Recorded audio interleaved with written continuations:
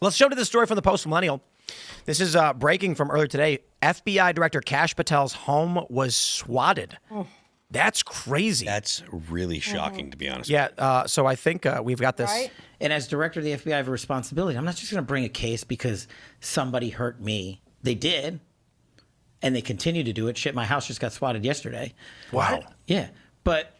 You got swatted? Oh, yeah. The head of the FBI gets swatted? Yeah.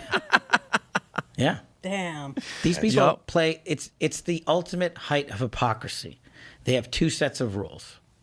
One against you and one for them.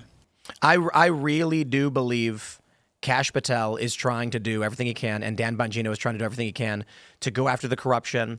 The Harmeet Dillon, the Civil Rights Division at the DOJ, just launched this case against Wisconsin for not having proper means of contesting elections or for filing complaints. Kash has released tons of documents to the GOP that they've published. He's now talking about seizing the devices from Fauci. I don't think Kash and Dan are going to be able to come on in day one and be like, we got them, boys. And just we looked at, I think they got to build cases. Yeah. I think they got to do it methodically. And I think this machine, whatever this culture war or whatever, cold civil war, whatever it is, I hope Kash and Dan and Pam are taking their security very, very, very seriously. Yeah. Because when you announce on the biggest show in the biggest podcast in the world that you've seized Anthony Fauci's devices and you want to inform the American people as to the origin of COVID, there's military-industrial complex interests who are going to say, yeah, none of that. So True.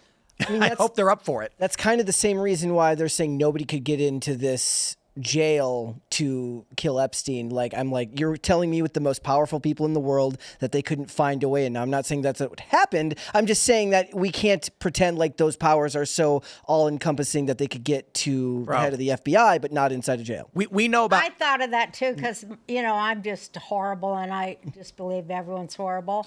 Because I thought, or they could pay the guard $50 to choke him. Or they've got... We know about Havana syndrome. Right. Directed energy weapons. Yeah. I'm not saying that conveys directly into, Epstein apparently wrapping something around his neck or whatever as they're claiming that he did.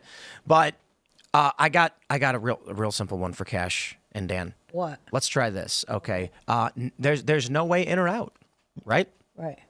And so nobody went in or out, right? Right. Except for the paramedics. Right? Right. Who are the only people who saw him before. They were the first people to see him when he killed himself. So, I mean, look, my point is when you're like, there's no way someone could have killed him because there's no way in or out. And it's like, so did anybody go into the cell? No. So his body levitated out of the jail and into the ambulance? No, someone went and got him. Oh, should we investigate those people? Because what you're telling me now is that there were people in the jail cell with him, and then he was found dead. Yeah. Are there videos of them giving CPR? No, they went in there. Who knows what happened? Can we just? Right. I understand this doesn't necessarily apply like EMTs or anything, but just for if a guy is found standing next to a dead body, and he goes, just responding to reports of a dead body, and I found it. Who's the suspect? Perhaps the man standing next to the dead body. So the argument that there's no way in or out of the prison doesn't make any sense because that means we just investigate the paramedics as suspects. Well, that's what Kash said on the way up here. That's what Kash said on the way up here, but I was like, Roseanne, don't go dark. You love Kash Patel. You love Dan Bongino, and you're not going to go dark on this now. Yeah. Positive. I do think that the probability rests with if there was evidence, it was destroyed well before Kash and Dan got in, and they're going in now. And what can you say from a practical standpoint as the head of the FBI? Kash Patel can't come out and say, I swear they must have destroyed all the evidence because I don't believe it. He can't do that. No. You know what he did do? He said in an interview, I think it was, who's he talking to? Was it Brett Baer? That Comey is responsible for the largest criminal conspiracy in this country. Yeah, he said that tonight, too. That's amazing. Yeah. And I want to see him carry out his intentions as it pertains to that. Absolutely. Well, what that I think has something to do with is they found that in the Sentinel system, which is where they put all the evidence, the FBI, it's where they catalog it and everything. It looks like under Comey, somewhere around the beginning of him taking over for Mueller as the head of the FBI, they put in a different level of security that I think they called it protected something. And when you put in things like when people were searching for Seth Rich in the beginning, it would come up as no response. There's nothing there.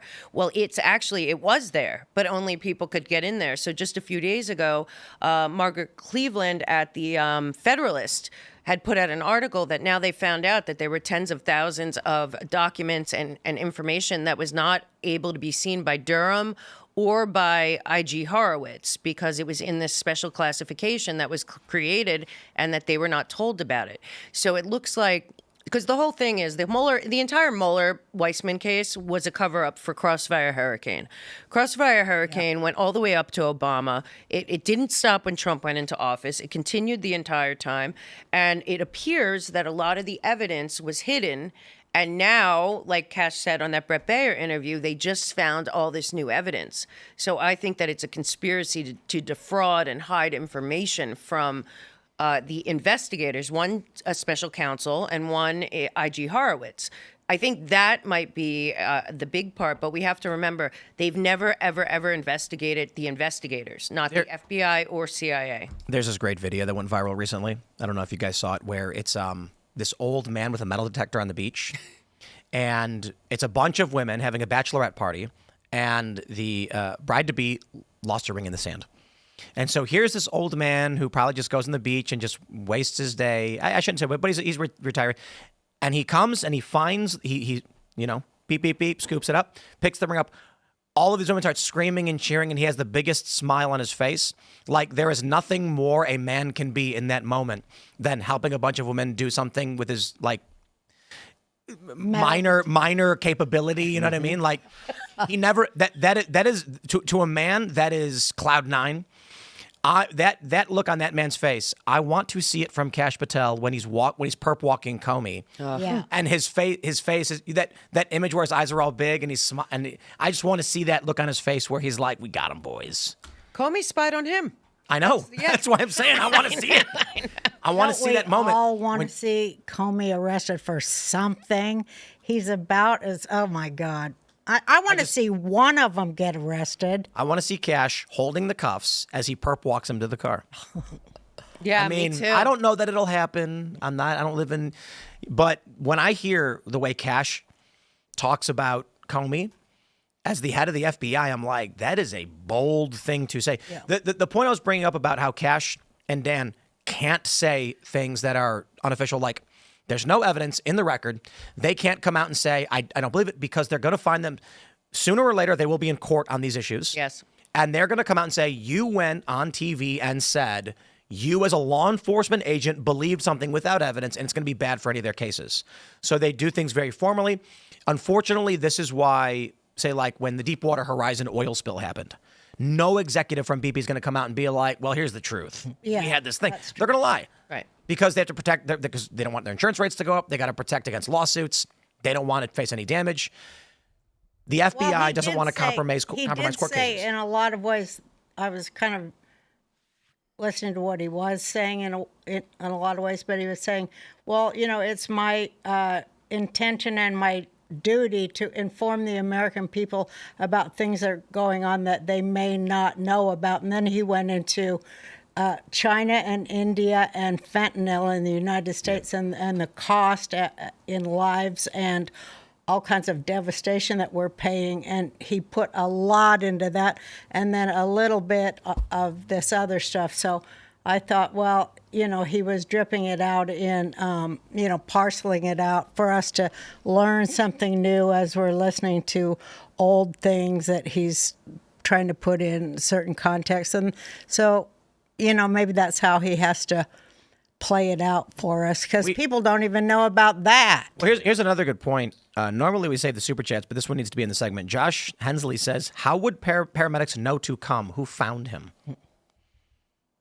Who found Epstein? We don't know, because the The guards, I mean, so that's the guards were sleeping apparently. But this is the question for Kash Patel when he's on Rogan and he says, "Look, there's no way in or out. He killed himself." And it's like, who found him? It was a guard. Did you question the guard? Because maybe, like, I just think it's silly to try and argue nobody was there when, of course, many people were there.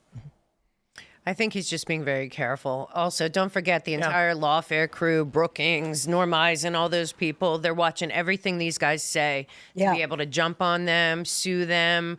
I mean, there is a squad of people that have been doing lawfare, and they would love nothing more than to put these guys in court and go after them for saying something wrong. Or maybe he isn't dead.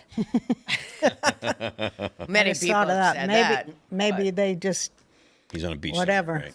Well, no, he's It would be funny if Kash came out and they were like, "What happened with Epstein?" And he went, "He wasn't killed."